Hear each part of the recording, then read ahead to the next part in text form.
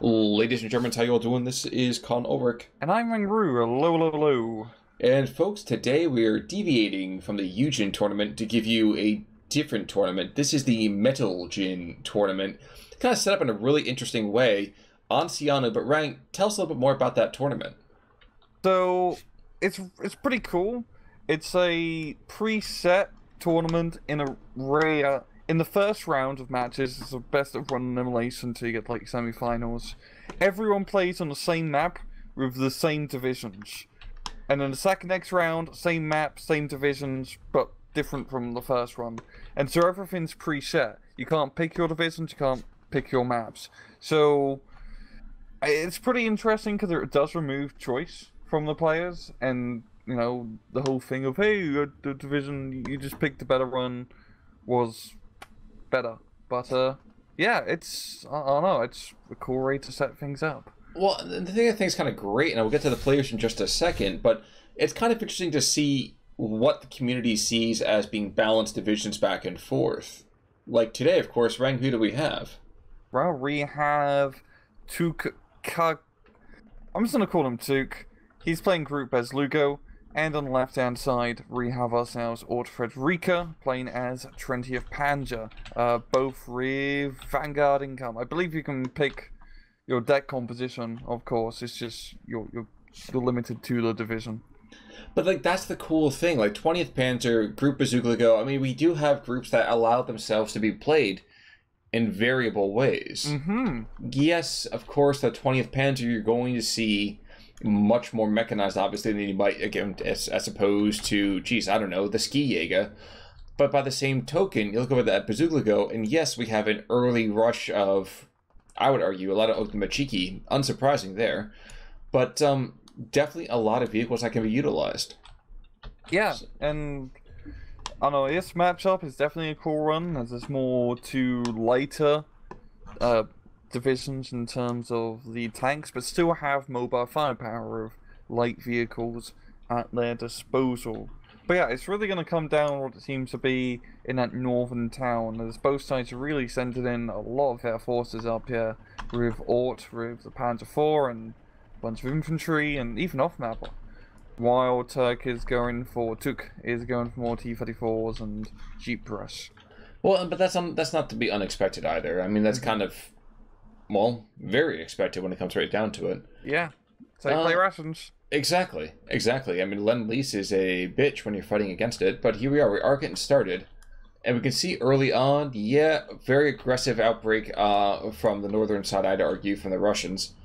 But with the Jeep Rush, I'm wondering if we're going to see that 220 mil from the German side, because it's just going to drop some artillery on the center of that town, or like the 50-yard line. I feel like that'd be probably pretty intense. Yeah, that's what I'm guessing. Try to maybe just soften up the town before his guys go in. He's sending Flammenwerfer for troops in there, and he has that troop in, but they're just a little bit slower compared to your lovely Lend-Lease, you know, Jeeps. Vroom car. Yeah, exactly. Yeah, just enough parts. I guess the thing that's kind of curious to me is that we are seeing an early mortar barrage, and I don't know, I think it's smoking. Yeah, he's smoking. Mm-hmm. At least he's doing it outdoors. Exactly. Yeah, at least where I am, it's kind of very much illegal. But there's a flame war getting started right now. Yeah, wow. Airside's trooper getting destroyed. And yep, here's the quick TOT barrage coming on down. You know, the great thing about this kind of in-your-face knife play is that this can be a very, very quick victory or a very, very quick defeat. Mm-hmm. Unfortunately for Ortfine, Federico over here, not the strongest immediate showing. Yeah, that definitely. I mean, losing that initial infantry push has hurt him a bit, but fortunately, the off-map artillery is going to slow down Tuuk from actually pushing up into the town any further. And all it does have actually some Stoss troops just in the outskirts of the town, which he now is going to come barreling in. And they do have half tracks if he decides to use them in close infantry support. That is certainly true, but I think I'm very concerned about the superior of the Panzerfaust that are still right there. These guys are quite deadly and quite devastating if utilized correctly. Mm-hmm. Now, I'm also kind of intrigued by this P4 Hearth. He's not going to be able. Yep. very intriguing how quickly he blew up. Yeah. Yeah. Cuts. But, okay, Flak 88 coming on in, as is a pair of other P4s. So, you go down to the south. Yeah, there's a couple of M45s, or M42, the 45 mils, that were shelling the incoming German kind of vehicles, doing some good damage. But, with a P-Grens with a half-track in support, it's an awfully good base of fire here. I am shocked and stunned that Ort is using police troops. Like, absolutely shocked. I kind of see the reason why. With 20th Panzer early on, you got a lot of Versats and Osttruppen, so, you know, that's a reasonable choice to bring the military police out, but still, when's the last time we've seen these guys or NKVDs come? Like, I don't know. NKVDs, actually, I think we've seen a couple of times in recent casts. Now, I think I'm more confused by von Adstadt over here is charging forward with unsupported half-tracks. As is, you've already seen that there's T-34s in the area. And yes, it is certainly true to say that the artillery off-map has caught them off guard and destroyed them. But you don't know what else is there. Mm-hmm. And when you have zippy-dippy jeeps all over the place, like, you have to know there's other anti-vehicle infantry in the area. Yeah. But off-map is doing a pretty damn good job of slowing down Tuk's advance, as it is unloading some infantry before they get to the front line, so to speak. So, yeah, it's working out well for now, but I think that's his second barrage he's called in. So he only has one more shot left. I was just getting distracted by the fact there's an IG-18 and a 76.2 mil Obusier. They're shelling each other. There's an anti-tank gun right by it, too. It's just an odd mirror match of sorts. Artillery roars. It's like, you know, it's like crappy little browser game where you, like, shoot artillery at, like, you have a tank and it, like, destroys the environment. Oh, yeah. Yeah, dude, I grew up on that game. I grew up on that kind of game, though. That was just... Man, that was like ballistics? That's so cool. Yeah. Worth noting, there is a Panzer platoon coming to the north, a Panzer company, excuse me, really. And with that Flak 88 right there, I think the biggest thing he has to worry about now to the north are all that mortar fire that's coming down. Yeah, geez, that's just a lot of things flying in the air. A lot of things, but... Oh, yeah, that Panzer unit yeah, he's bringing out, that's a pretty scary force to deal with. Of course, moving him through town is going to be a bit scary. Also when there's a Tiger in the town, but not of the German variety. Oh, jeez. Yeah. My God. Yeah, they're going to have a little bit of an issue getting through that there. What is funnier is that Ort, with 20th Panzer, could get an IS-2. So he could get an IS-2 to kill the Russian Tiger, which would be a fitting counter. It would be. It'd be kind of devastating from a morale standpoint. Yeah. Our captured material. Exactly. And he's not. And there it is. Oh yeah. He sees it. He knows it. Yeah. And now he wants to show just how important it is to him to get rid of that tank. Yeah. First mortar in the Russian side is out. There is another 10 rounds on the second mortar, but I don't see any initial... Yeah, there's no supply trucks coming on out here. Nope. Yeah, that's not the supply truck enough. It's definitely a bit rarer to see if it's A-phase supply truck units, because it's costly in terms of availability. Or activation points for... It's too inefficient. That's true. Mm-hmm. But we can see right now, 1311, the Germans have been able to take a teensy bit of territory down in the south and to recapture some of their own in the north. But where the rubber meets the road or the tanks meet the track is the question about that Tiger, as well as the IS-1 Kamarotti coming on up as well. Mm-hmm. Or KV-1. Right. Thank you. Yeah. And we have a very brave half-track. I think he's going to meet the Führer pretty soon. Yep. God, that's a lot of half-tracks.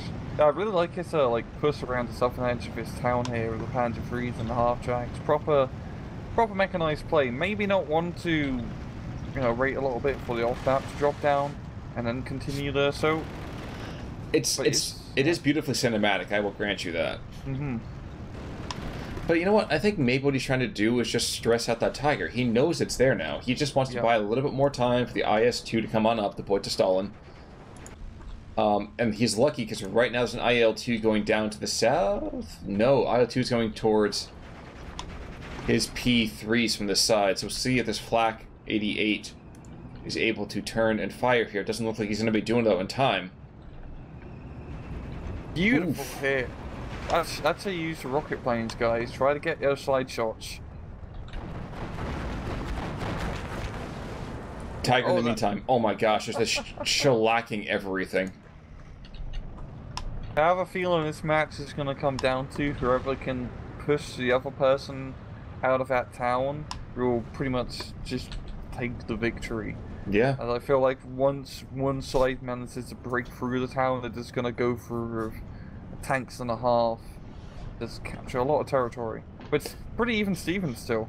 It really, really is, which is kind of surprising. I mean, just looking at all the material here, you would have think that there would have already been a decisive breakthrough opportunity, but there just hasn't been.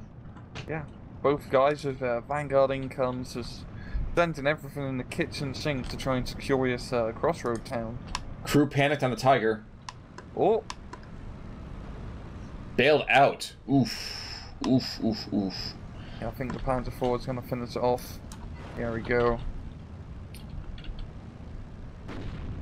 And that Flak 88 is... Oh, there's two of them now. Oh. I was like, wow, he actually stressed out the airplane before he got in for a gun run. That is a crazy amount of AA early on. I mean, of course, it's only two... Oh my... He got Gephardt as well. Oh god. How often do we see a Flak 88 actually just getting a kill? Not often.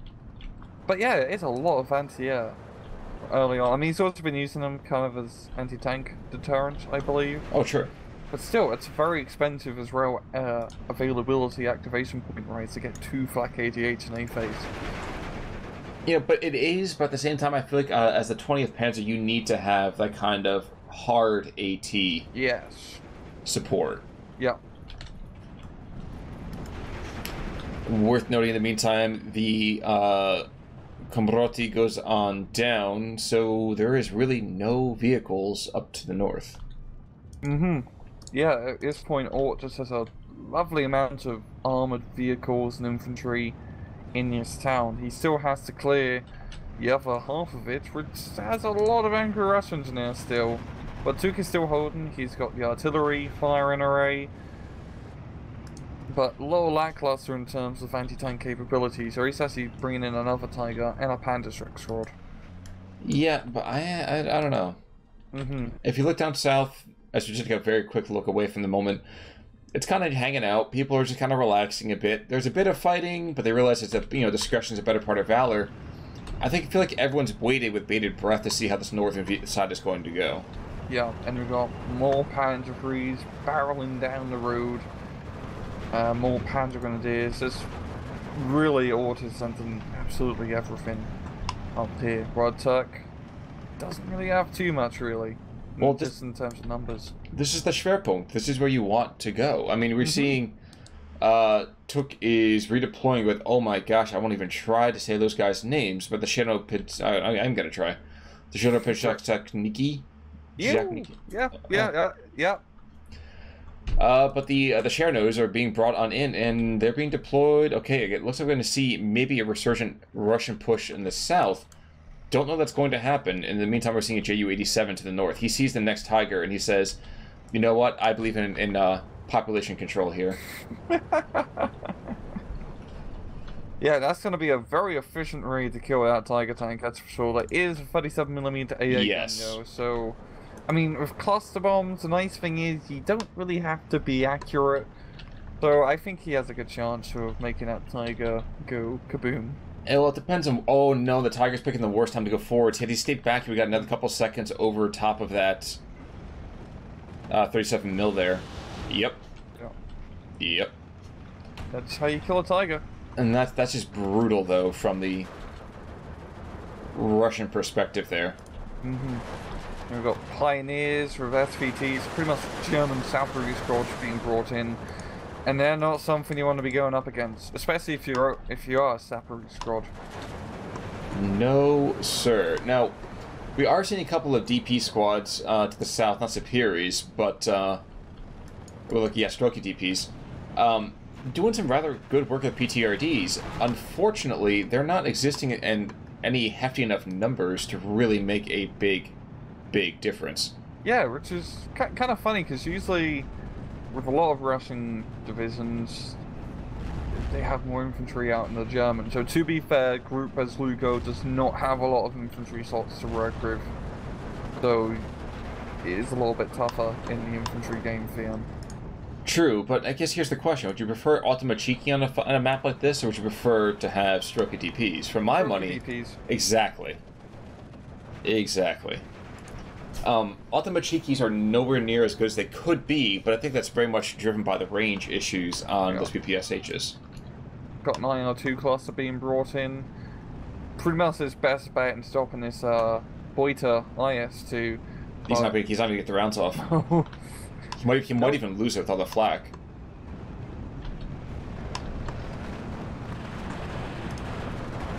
Shockingly enough, he makes it out alive. Almost. If he gets taken out by this, that'd be awful. Flak? There's like another flak gun in the middle. Jeez. Oh, from the flak 88. Oh wow, yeah, okay, yeah. It's not being brought on in. Holy It's crap. incredible. And another one being brought on in as well. But 17-7. Playing it like Rommel. Yeah, but you know what? That's how you play it, though. Yeah, I like it. So you don't really see heavy Flak 88 play that often, and Flak 88s are really good guns, guys. Multi-purpose. You can stick them in heavy forest. Of course, they do take more damage and get suppressed faster compared to regular anti-tank guns, but they can also shoot down airplanes. So you know, you get 6 of one, half a dozen of another. Yeah, you know. Well, that's the thing, though. But at the same time, this is like... I'm sorry, let me try this again. We are seeing to the north, it's exactly like you said. Right now, as the Soviets saw their heavy tanks go down, the front's completely collapsed. It is 17-7. These mortars have smoke, and that's it. We have a couple of meager T-34s, and we have basically this one artillery barrage. If this doesn't do it, I don't know that Tuuk can hold out. Yeah, and I have a feeling the Panzers may be able to just clear the artillery barrage before the artillery does its barrage. Well, it's a 152 as well, so it's possible to see the armor break, but 152 I feel like is far more likely to just cause morale damage. Yeah, it's really it. And now we're seeing Ortfine invest some air power of his own, and that is working wonders for him. He starts bombing that northern side. Yep. So it was a quick one, folks, but at the same time, you kind of understand why. Yeah, there was a lot going on during that E phase, but all managed to push on through, quite literally. And yeah, that 220 was a star of the map. Oh, he has got a lot of kills. And I would argue that a lot of the morale damage he did to kind of pin down the Russians early on was key to kind of keeping them contained in that kind of 50-yard line. Yeah. And good use of the Panzers, really great example of how to do like an early 20th Panzer push. You got Panzer 3s, the Panzer 4s, and behind all of that you got your Flak 88s and your Boita IS2 ready to do some heavy damage. Absolutely. This was how you play 20th Panzer. Yeah. And 20th, I love seeing 20th Panzer being played. I hope you do too, Khan. I totally do. He Very totally does. Exactly. It's nice to see a mechanized division being played with some panache.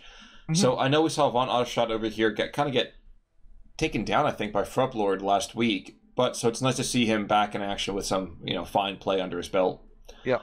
But folks, I do want to let you know, it is still the final opportunity. I think you can still sign up for Season 2 of the Steel Division League. So check in the description for that. Also, this week only, I think, we are dropping 3 different matches. So keep an eye out throughout the week. A little special something coming to you later this week. Okay? Okay. Any final thoughts, Greg? I like how the Soviets do when they label the Tiger like T6 Tiger because it's the Panzer 6, so they just call it Tank 6. But they forgot the E in Tiger. It's just Tig. Do you think they have E's in Russia? If they do, I think the comrades give them to you. So let's not talk about it too much, or else we might have an issue. That's true. I don't want any issues with my local NKVD officer. Exactly. Still hurts, and my riblasts is in the back. Anyway. Well, until we have Commissar Gaunt, until next time, folks, I'm Con Ulrich. I'm Rangaroo, take it easy.